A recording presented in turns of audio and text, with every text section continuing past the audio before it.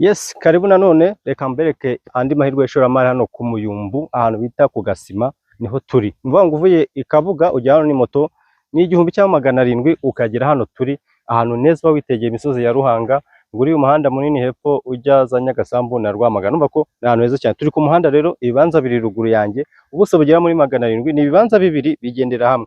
Urazana miliyoni 25 niyo mafaranga ya nyuma ukarangura bino bibanza ukabasha kubigura. So nkuko nawe mbabwira rero mva ko ubuso bujya muri 700 ni ibibanza bibiri bigendera hamwe. Urabona ko nibanza byiza reba bari kubaka etage ubona ko ibintu bisa neza. Kuri miliyoni za 25 niyo ya nyuma hamagara uyu munsi tuguhe ikibanza cyiza hano warangura ejo bundi ukunguka.